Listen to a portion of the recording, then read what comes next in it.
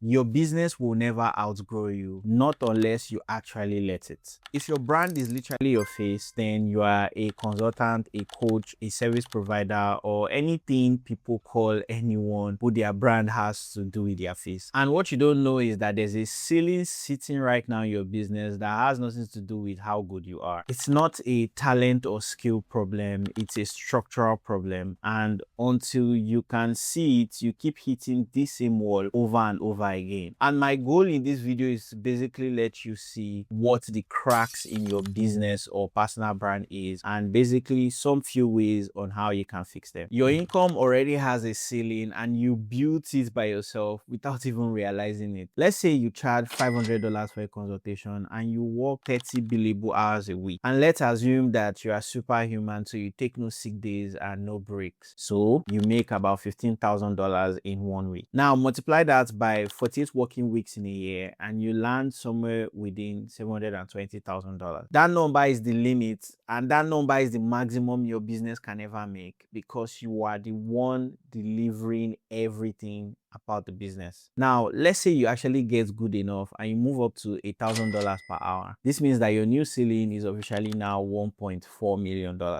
But one thing you need to realize is that that is still a ceiling. You still have 30 working hours in a week to sell, and you are just one person. Another thing is clients will stop paying at a particular price point because that's just what the market might demand at the time. And even if you charge a premium, there's still a mental market cap of what things should cost. Now, let's even imagine that you're able to increase your price. You are still selling the one thing that everybody eventually runs out of, which is your time. Everybody on the earth gets only 24 hours per day. So the question now is, why does this hit personal brand specifically more than any other type of business? Your business can die of common cold without you actually noticing it until it happens to you. Let's say a business coach called Leah builds her business around doing personal consultation, and she's the only one handling the check-in calls, the client strategy. Basically, all deliverables are coming from her desk. And let's assume that it was actually Leah's personal touch that made the client come in and pay in the first place. Then Leah gets a flu, she's down sick, and she's unable to work for the next 10 days. Her revenue for those 10 days doesn't become slower, it becomes zero. And if she was making $3,000 a week before she got sick, that is $3,000 gone. And the flu is actually just the easiest type of example. A crazier example could mean if she needed 2 weeks for, let's say, a wedding or her wedding, or let's say she has a baby, or she burns out and she needs about a month to recover. Every dollar her business makes is tied directly to her showing up physically, and that is an extreme big problem. No matter how strong her brand is, no matter how much people want to work with her, if she's drained and unable to do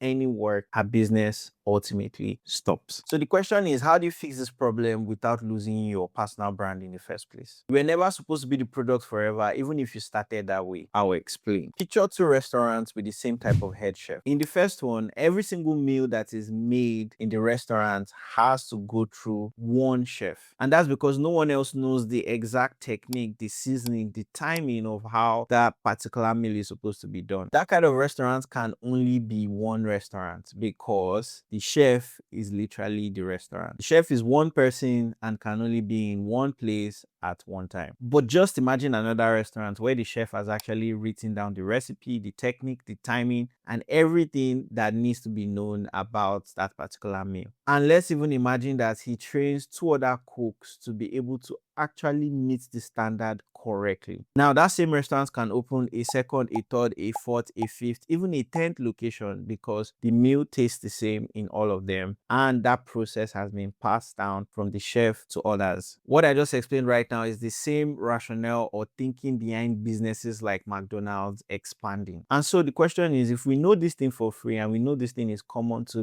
businesses around us, why don't we infuse this into our personal brands or our businesses? Here's how to stop being the bottleneck in your business, and none of these have anything to do with you disappearing from your business. Number one, write your actual process down. Now, I'm not talking about some vague sketch that you have in your head. I'm talking about an actual document document that shows how you carry clients through your customer journey. Number two is a no-brainer. Hire somebody, hire a junior consultant and train them. Anyone who starts a personal brand or a business always finds it difficult to manage people. But if you don't at some point start to hire help, you would eventually burn out. And so the whole idea is for them to shadow you for some time and to actually make sure they're a good fit for your business, and then transfer some of the workload or some of the things on your desk to them. Number three is to split your offers into a high ticket and a low ticket offer. For the high ticket offer, you want it to be something that requires full price, limited spots, and 100% of your presence. And for the low ticket offer, you basically want to do something like a pre-recorded course, a template, or maybe a done for you group program. This basically gives the client satisfaction without you having to be there 100% of the time. The high ticket, low ticket offer is actually something that has proved to work so much for businesses and personal brand, because your low ticket offer is still selling even when you are doing nothing. Now, I was actually a victim of sabotaging my own business early on. I was the reason my own agency could not grow, and it took me a very long time to admit.